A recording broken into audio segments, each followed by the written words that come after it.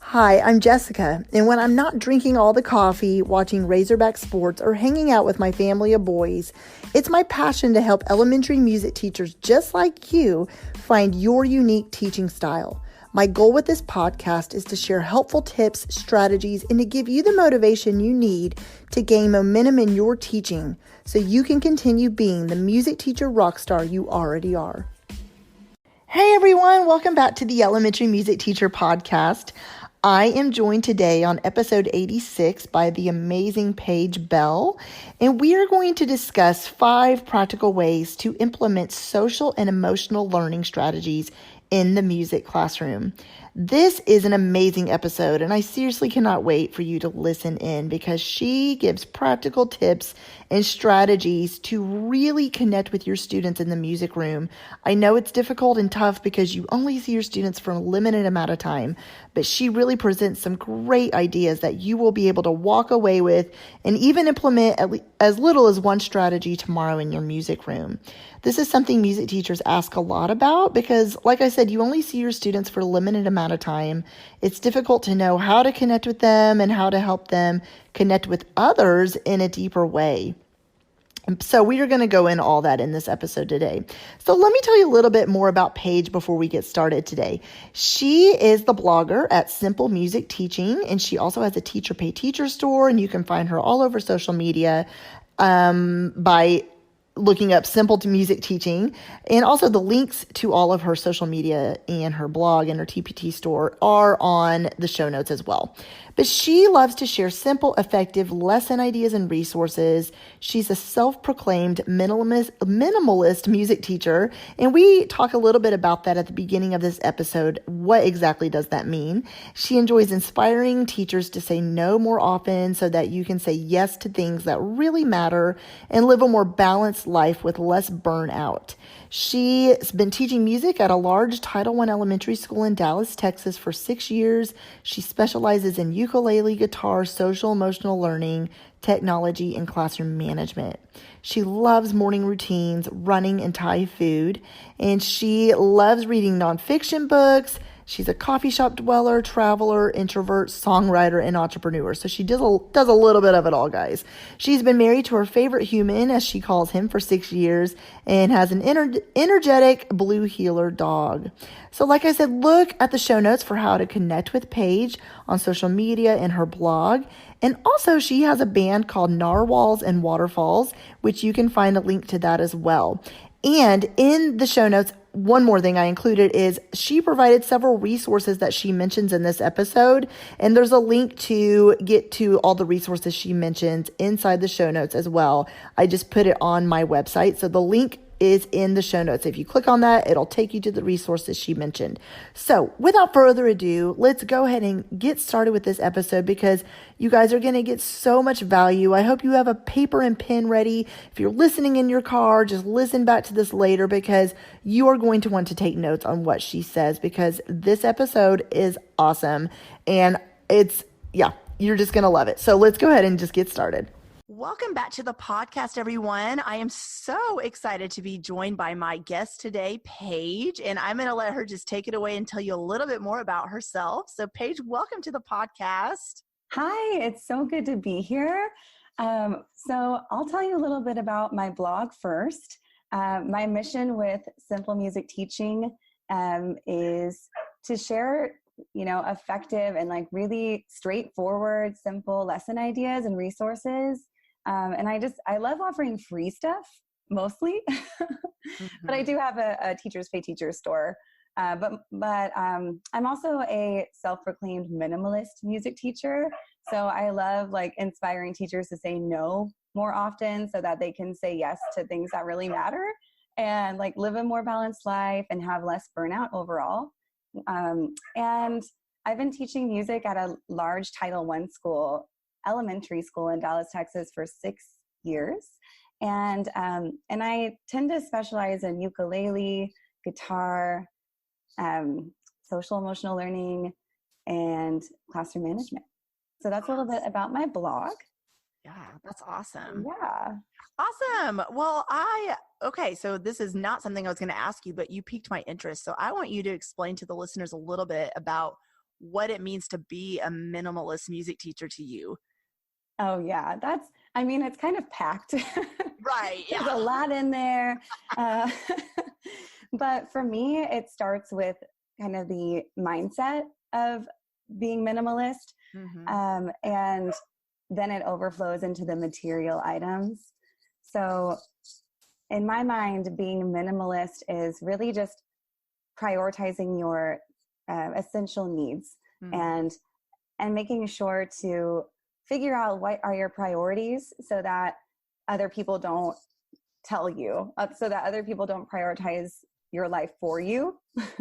And I find that's really tough as a music teacher because you see all the students, you're, chatting with all the teachers and collaborating with them. And so you have to learn to say no. Otherwise you will get bombarded with so many things. I love that. Yeah. And then after that, it sort of becomes a material thing. Like for me, not, kind of going more towards technology, more towards sharing items with people instead of like having to buy all new things or, keeping many materials that I don't even use. So just being mindful, really. Mm-hmm. Oh, I love that so much because I have said that too, because it gets overwhelming when you go to many workshops and trainings and wherever else and you see all these materials, or you walk into someone else's classroom and you see all the stuff they've accumulated and you think, oh, I need all that too, or I need to work my way up to that. But that's not necessarily true. Right. You can teach music if your kids have a body and they have a voice. I mean, that's honestly the truth, I love that so much. That's amazing. Thank you. You've definitely just found your niche and your teaching style and, a unique way of putting it. I love that. Thank you. Okay, so to shift gears a little bit, we are going to have a conversation today around the top 5 practical ways to implement social and emotional learning strategies in the music classroom. So I'm just going to kind of let you take it away a little bit and explain to everybody what that means and your heart behind this and everything. Yeah, sure. So to give you a little bit of background, I teach, like I said, at a Title I public elementary school, and it's a large school district. I teach kindergarten through 5th grade. And my first couple of years, I found it really hard to build meaningful relationships with all of my 700 students. Mm-hmm. And that is definitely not something that they really, teach you in depth in college. Yeah. Oh, true. Yeah. And I sort of thought, I'm a friendly person. I, work well with kids. I'll be totally fine. Everything will be great. But then I found out that I was sort of in survival mode the first couple of years with 700 students. And I know a lot of music teachers out there, especially in public school, have, 700, 300, 400, upwards of 1,000 even. And so I thought, like, how am I going to fit in this relational component with my students?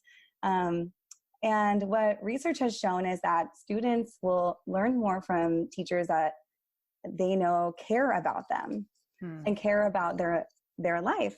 And so even though I had really good intentions, thinking, I want to show the students I care. And I thought, I'm friendly, I can do this. The intentions didn't really go as planned. So I don't think that they were perceiving it the same way as I was, putting it out there. And so one thing that has helped me a lot is social emotional learning. And, I think it's become a really hot topic right now. Social emotional learning. It's, out in a lot of our trainings at the beginning of the year, they're embedding it in, professional developments and things like that. And I know some teachers are kind of skeptical, thinking like, oh gosh, like, is this just one more thing that I have to add to my plate? But for me, it actually kind of helps take things off of my plate because it also serves as a classroom management tool. Yeah. And so that's helped me a lot. And I would first like to talk a little bit about the definition of social emotional learning. Yeah. I'm going to try not to get too technical with it and not just read it. Oh, no, you're totally fine. But one of the leading resources is castle.org right now. And SEL is the process through which children and adults understand and manage emotions, achieve goals, and feel empathy towards others. And it shows that in research, it shows that it helps students to have higher academic achievement and help manage stress and depression.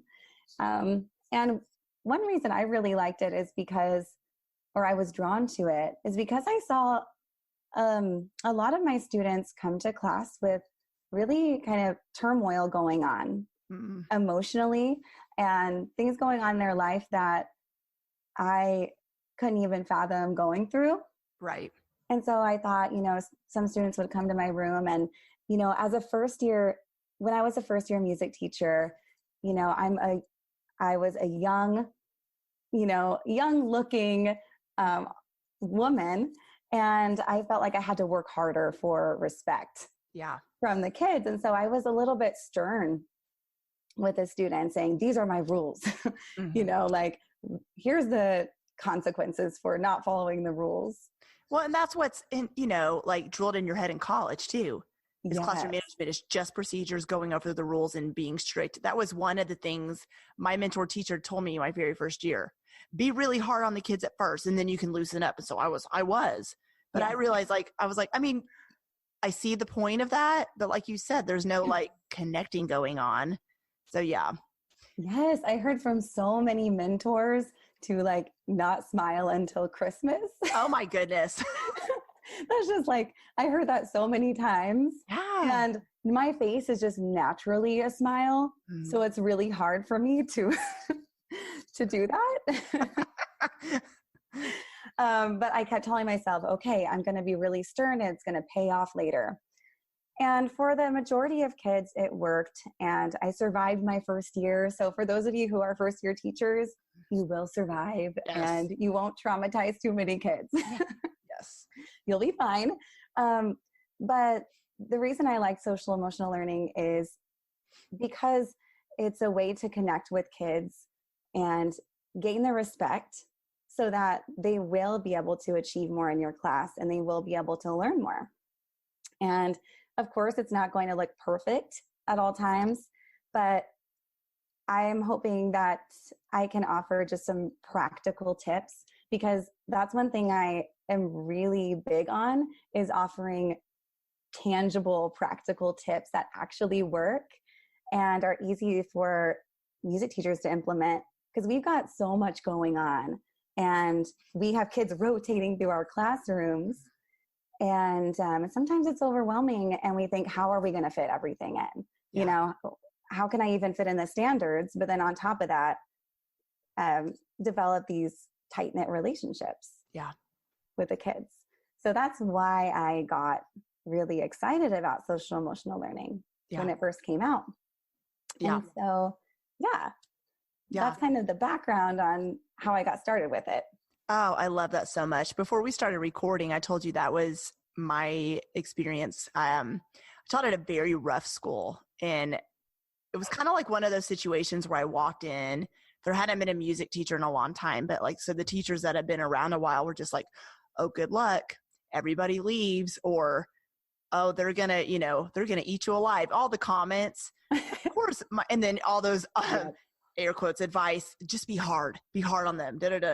And so I was already intimidated when I got the kids the first week, because I was like, oh, I'm just expecting. And I did. I had physical fights in my room and things thrown. It was crazy.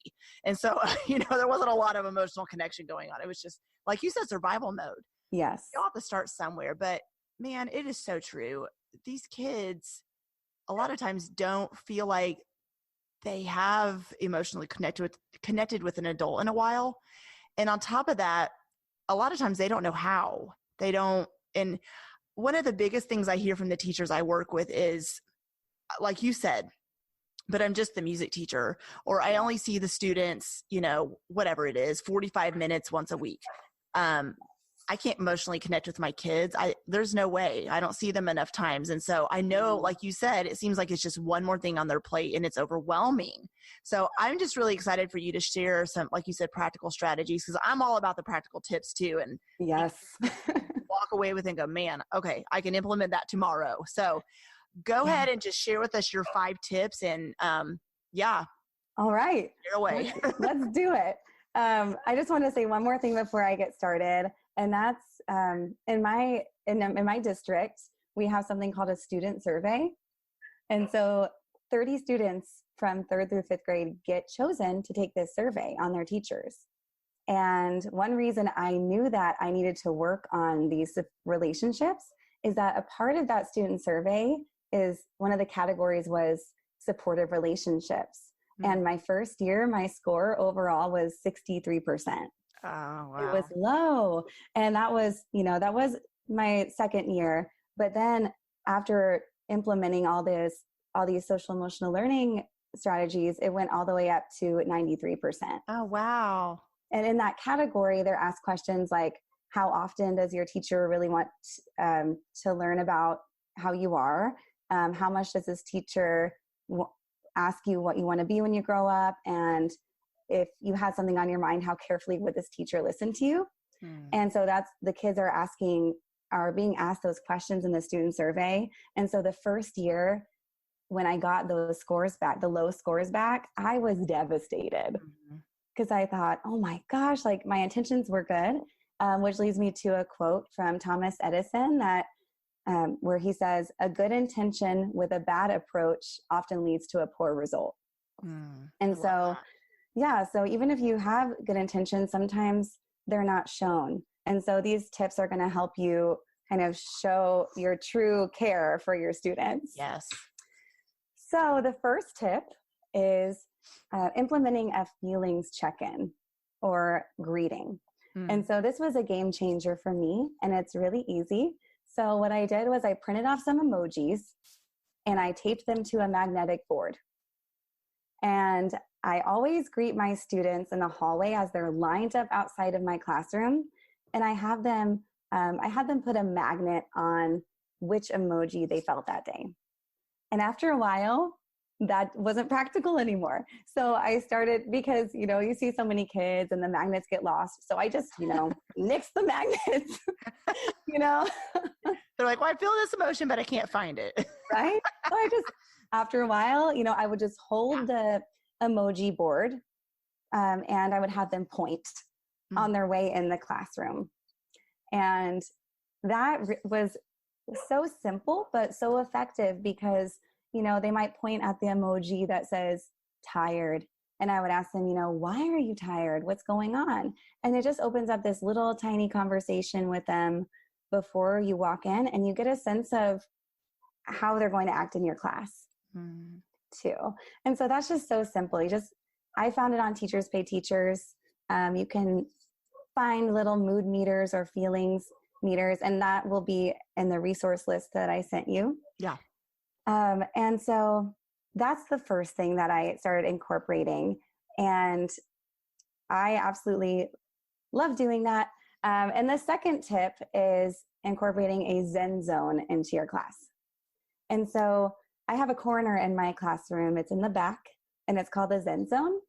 And if a student comes into my classroom and they're like actively crying, they're angry and upset, I give them the option to cool off in the Zen zone for 5 minutes and then return to class.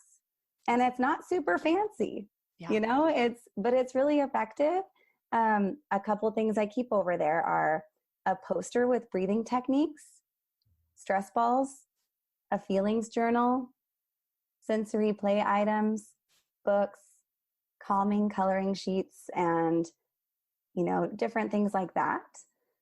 And I've created some things with the band that I'm in. We're called Narwhals and Waterfalls. And we also have a Teachers Pay Teachers store with a bunch of little coloring sheets that are calming for the kids.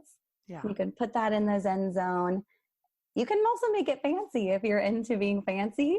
You could get a beanbag or a couch, but I just used a large desk that I wasn't currently using. Yeah.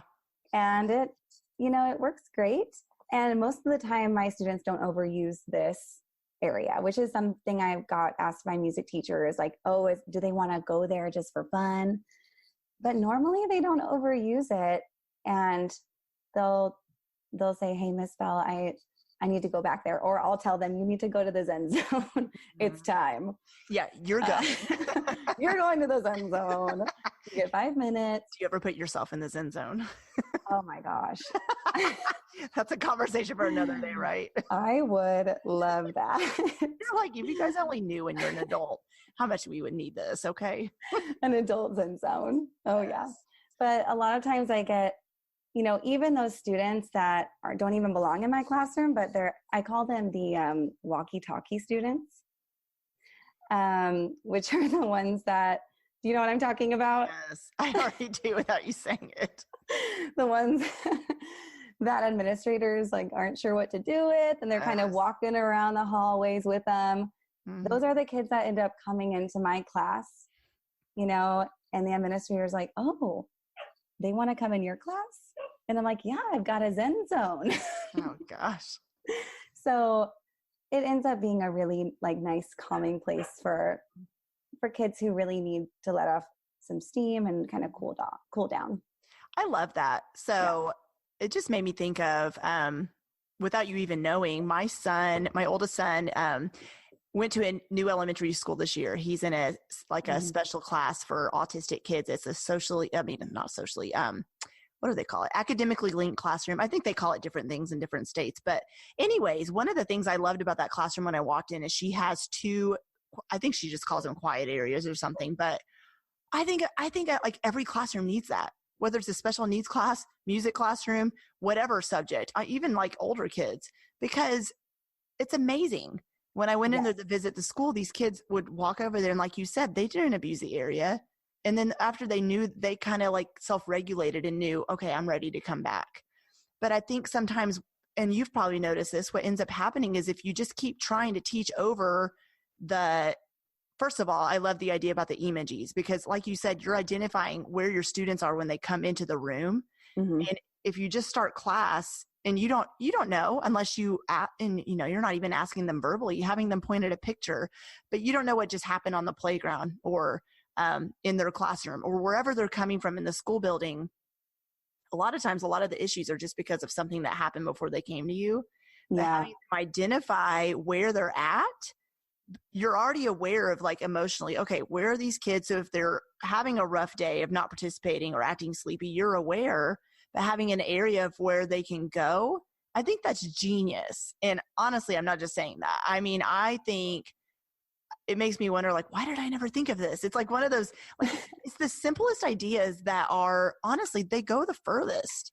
Yes. And back to your minimalism, music teacher. It's true. It's the simplest ideas. Just keeping it simple and just, giving the kids time to process their emotions so they're able to come back and rejoin is such a great, great idea. Yeah. And there's actually 5 core competencies in social emotional learning, which are self-management, self-awareness, social awareness, responsible decision-making, and relationship skills.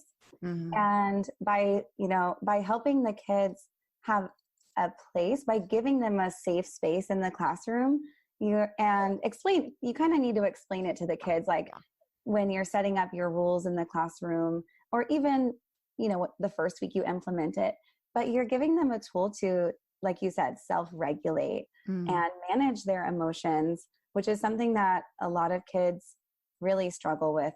Mm-hmm. So I agree with. Yeah. Perfect. Yeah. Okay. Yeah. So what is number 3? All right. So number 3 is breathing exercises and meditation. And so you don't have to call it meditation if you're not into that. It could just be a mindfulness practice. Mm-hmm. And so one of the most challenging things about teaching pre-K through 5th grade is that what works for one class could completely flop in another class. Have you ever had that happen? Oh yeah. Isn't that crazy how that works? You have good intentions. You're all 4th grade's going to do this, and then not so much. Yes. It's just something about the dynamics of the students that are put together. I don't know. You're like, who put this schedule together?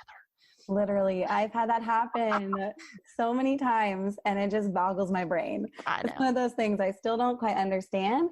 But one thing I've kind of chalked it up to is like a different energy level, different, I think different skill levels for sure. Yeah. Oh, But definitely different energy levels. And so it could definitely change from week to week too. Yeah. So one thing that kind of helps in that case is like, okay, so the other day I had a kindergarten class come in and they were wild. I did all of the things in my tool book. I lined them up quietly. I used my classroom management system. Like if they all sit down, they get a rock and behavior mark, which leads to a party eventually. And they just were not having it. And they were just wiggly. And, one kid over in the corner, like kind of like fake punching another kid. And I'm just like, oh my gosh, what am I going to do? Yeah. And so I typed into my YouTube, I typed mindful meditation video for kids. And there's this little video that I also sent you in the resource list. Okay. That it has a monkey on it. And the monkey is kind of like in a meditative pose. And it's a guided meditation that's 12 minutes. And in the video, there's a woman that's calmly saying things like, all right, take a deep breath in, and exhale.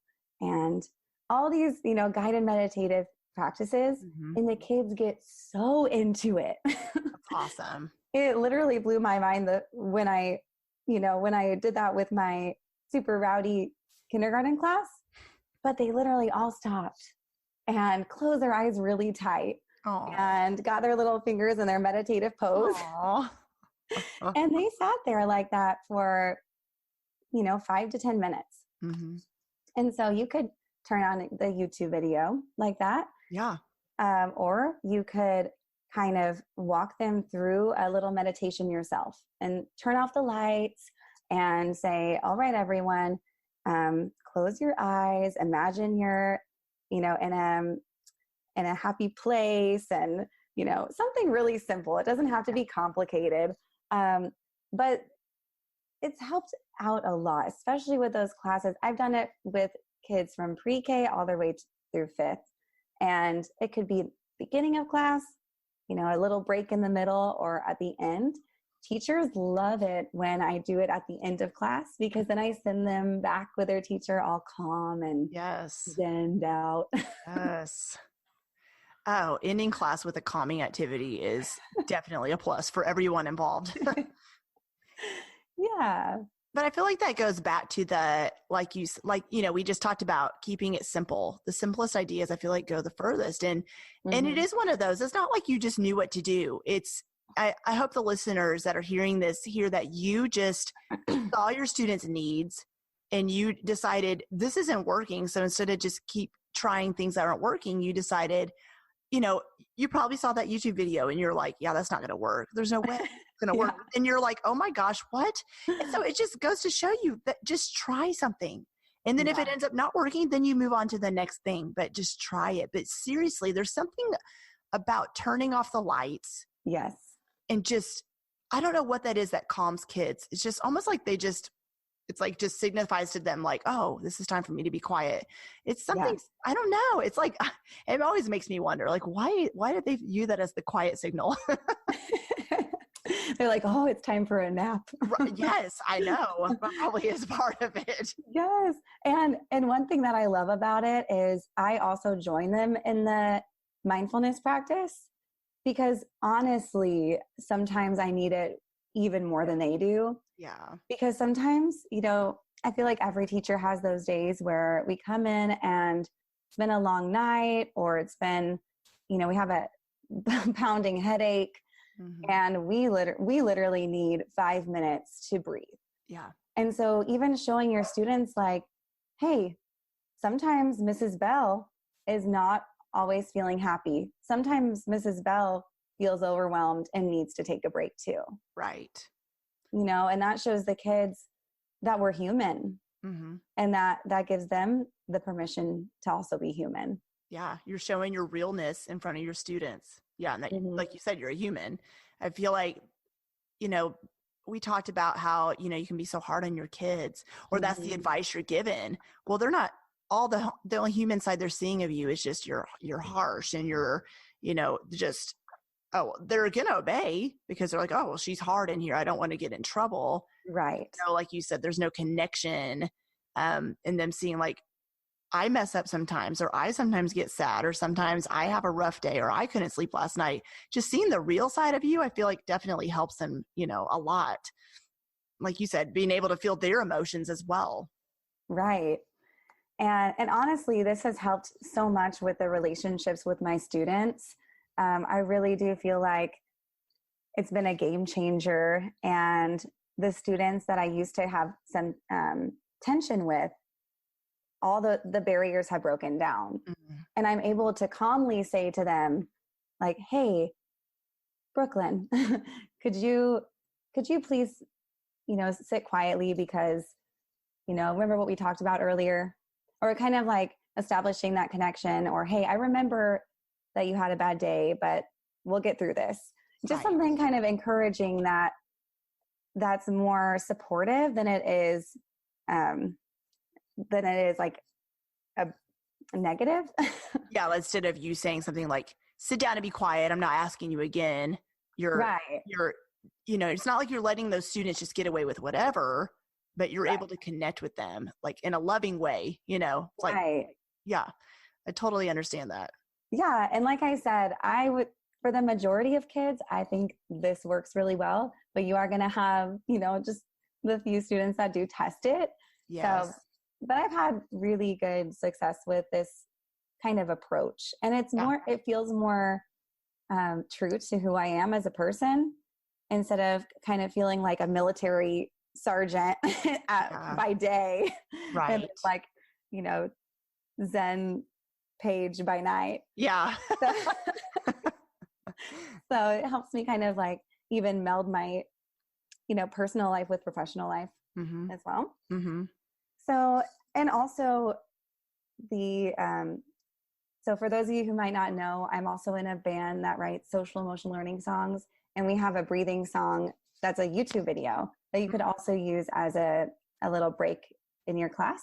Oh, yeah. And it teaches them like animal breaths, like the butterfly breath, crocodile, pufferfish, and dolphin. And it's kind of like you breathe in as a butterfly with butterfly wings, and then breathe out as the butterfly wings go down. Oh, that's so cute. I love that. Yeah. So just a couple of little techniques there to help them. And research has proven that, you know, deep breathing can help you reduce anxiety and like slow your heart rate and lower blood pressure. Yeah. So there's definitely like some chemical and like bodily benefits to it as well. Definitely. Oh, I love that so much. Yeah. Well, what is number 4? All right. So number 4 is kind of, I think it's one of the most difficult ones, because it's practicing social emotional learning for yourself. Mm. And I mean, there's been a lot of buzz on self-care, but sometimes it gets confusing. Like, what is self-care? Right. Oh, completely. Is it getting your nails done? Yeah. Is it exercising? You know, what can I do? That's the magic pill for social emotional learning or self-care. Mm-hmm. And I'm sorry to tell you that there is not one. Yeah. But I think that this piece often goes overlooked for teachers. If we're not prioritizing our mental health, we feel burnt out really quickly and we want to quit. Yeah. You know, we come home and are like, you know what? I'm not coming back. Yeah. But one way that I prioritize my mental health and in a practical way is by having a morning routine. It sounds kind of like crazy to some, but I wake up at 5 a.m. every morning in order to have like 1 hour to devote to my self-care. And I'm currently reading the 5 a.m. Club. It's a book by Robin Sharma. Yeah. And he talks about the 20-20-20 rule. And that is, you break up, 60-minute hour into three pieces into 20 minutes. And the first 20 minutes, you start with movement. And so I've been incorporating yoga, but if you're more of a CrossFitter, then go for it. And the next 20 minutes is reflection. So maybe journaling or meditation. And the last 20 minutes is personal growth. Maybe you're listening to Jessica's amazing podcast, maybe you're reading a book that's helping you grow as a person. And during the school day, I can tell that I feel a lot better and grounded and more patient with my students if I've really done this morning routine. Mm-hmm. Yeah. And that's, oh my goodness, it's so true, because you have good intentions as your day goes on. Mm-hmm. But as we all know, life is busy and your day gets rolling, and it's kind of like a snowball that just keeps getting bigger and bigger. And then you're like, okay, I'll do all this stuff at night, but you come home, you're tired. And then you back to self-care. Sometimes that just looks like watching TV or whatever, or going to sleep, but God forbid. But when you get up intentionally in the morning early to allow yourself time, and I love that. I've never heard that 20-20-20 rule. That's awesome. But that is the one time that no one is around you. No one's bothering you. No one's asking you to do something for them. And that is the perfect time to practice self-care. And like you said, it's going to look different for everyone, but that is hard though, to get yourself into the routine of waking up early. Oh yeah. It just takes practice, right? Just like anything else. Just like, I guess if you tell your brain, I'm waking up at this time, how long did that take you I'm curious, to get used to getting up that early once you started? So I'm going to be honest, the first. I love honesty. So I started it last year. Okay. I didn't quite do the 20-20-20 rule because I hadn't yet read this book, but I was doing more of like a 5-5-5 thing, right? Which is totally fine as long as you get up and sort of just get used to taking some time for yourself. Mm-hmm. I do these yoga videos that are 5 minutes. It's called Yoga with Adrienne, and literally 5 minutes. And my motto for last year was like, you know what? It'll do something. Mm. And so, even if it's 5 minutes of a little bit of movement, 5 minutes of journal reflection, and 5 minutes of personal growth, that's going to take you so far. Oh, totally. So it adds up. It totally adds up. And so for me, it did not start as a 5 a.m. situation. It was more like a get up 10 minutes before my alarm situation, which turned into 10 minutes after my alarm. Mm-hmm. But it's definitely a progress because it takes about 66 days to actually form a habit. Mm-hmm. That's the research that I've been reading in this book. And so it might take you a while, but start small. Like just wake up and do something that you love. Like get your cup of tea, get your cup of coffee, and just sit there quietly for 5 minutes. Right. And then as you go, kind of progress into something that makes more sense for you. The reason why I like 5 a.m. is because, elementary school starts so dang early. Right. I mean, why? Gosh, I know. And this year they moved it up 10 minutes. Which makes all the difference, doesn't it? It does. Just 4 minutes. Oh my gosh. Seriously, I was like, why did you do this to me? So anyway, it's really up to you how you work that out in the morning, but start slow. And eventually you'll get used to it and enjoy the feeling you have during the day. And when you see that the benefits pay off, you'll kind of want to start waking up early and see what all can I actually fit in in this time. Another thing is besides the morning routine with self-care, kind of setting boundaries with parents and students will help. Even seeing a therapist, diving into a hobby, reading books, call up an old friend, take that bath. Oh yeah. Yeah. Take that bath, get that oil diffuser, and, just do something that feels right to you, but make sure it's something that's really kind of helps you as a person. I love eating cake, but I wouldn't necessarily say that's self-care. Mm-hmm. To someone it might be, but I think maybe looking more like into your mental health. Yeah. Could be more of like that social emotional learning component. Yeah. Sometimes cake might be involved, but just as an example. Right. No, I know what you're saying. Yeah.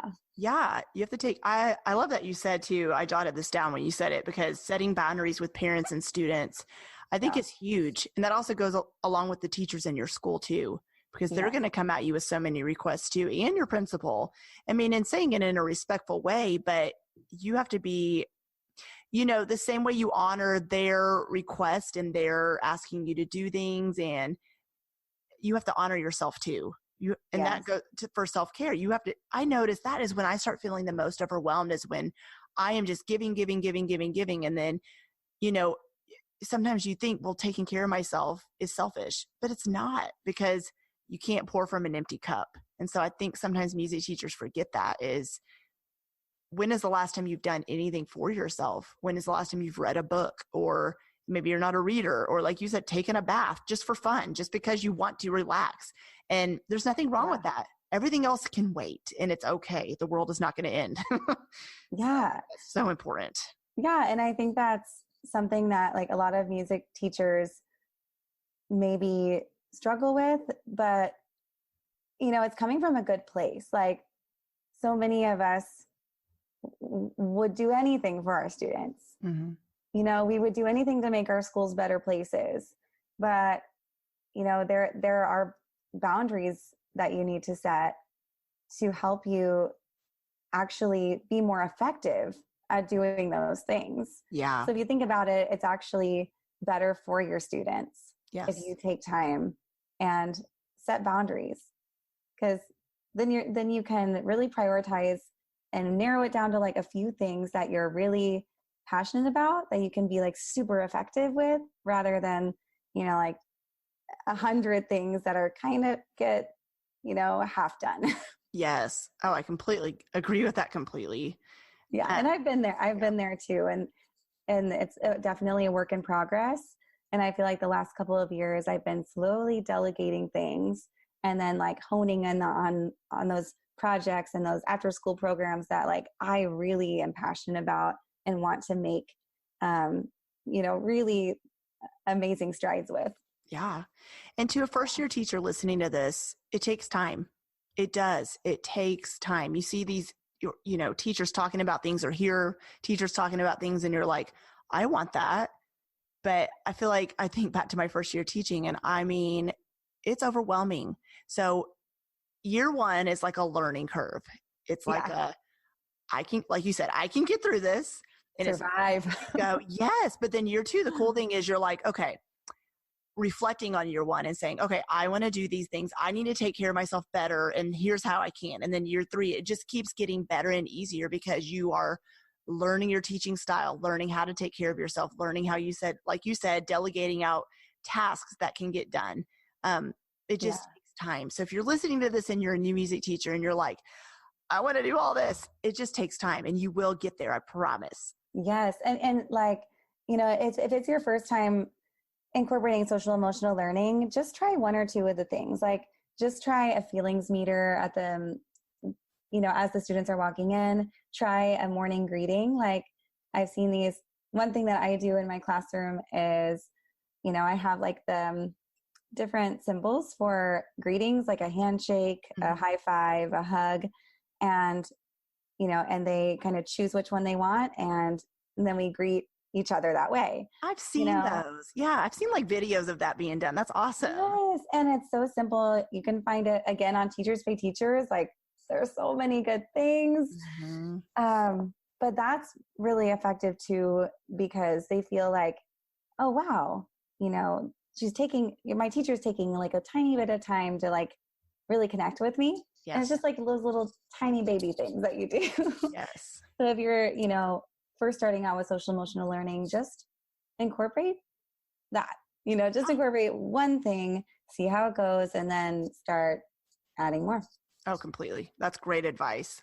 Yeah. And did you have one more to share? Yes. Number 5. Okay. I was like, I thought so. Okay. Yes. So much to share.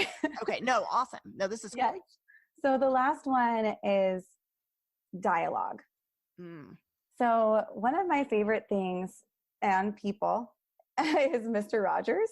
Oh, yes. And the reason, one of my favorite things about Mr. Rogers was his ability to effectively dialogue with kids.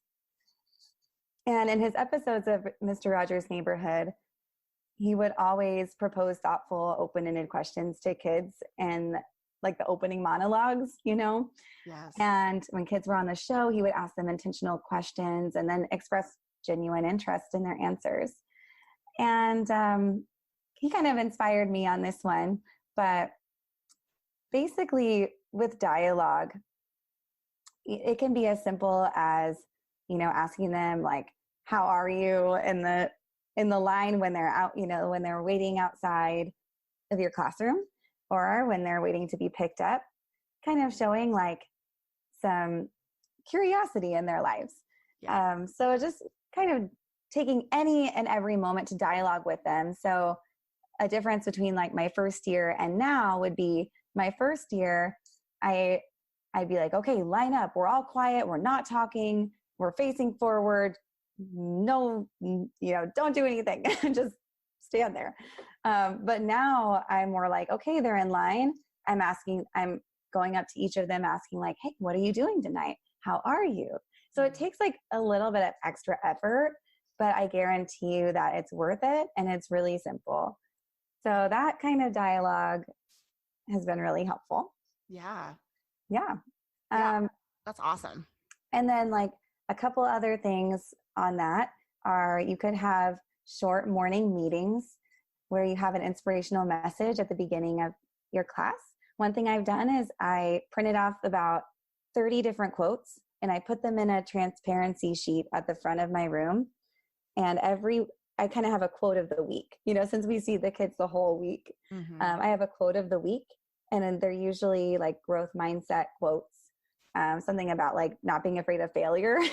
Yeah. And so I'll read the quote at the beginning of class, just really quick after their learning objective.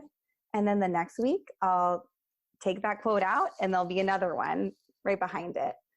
And so having a quote of the day is also a social emotional learning technique to have them really, start thinking about big ideas like, and not being afraid of failure and like what that all means, like a growth mindset. Yes. And you can find quotes of the day all over the internet. There's even like a hashtag on Instagram that's hashtag quote of the day or hashtag QOTD. And then one of my favorite things to do this year is classroom circles, which is a restorative practice technique. And you can do this at the beginning of class or at the end of class. Or like, say you're having a circle activity with your kids, which are like one of my favorite things to do with my students. Yes. After the circle activity, have them all sit back down in the circle and then pose a question like, how are you feeling today? What do you want to be when you grow up? What is one thing you wish everyone in the class knew about you? And then you pass around a talking stick. And for me, it's this little drum that I got in Guatemala. And I'll say, hey, this is really important to me. I went to Guatemala and I got this and I love it so much. It's the talking piece. So whoever has the talking piece is the only person allowed to talk. And we established a norm that whoever has the talking piece is the only one who can talk. And other people can ask them clarifying questions, but they have to raise their hand. Yeah.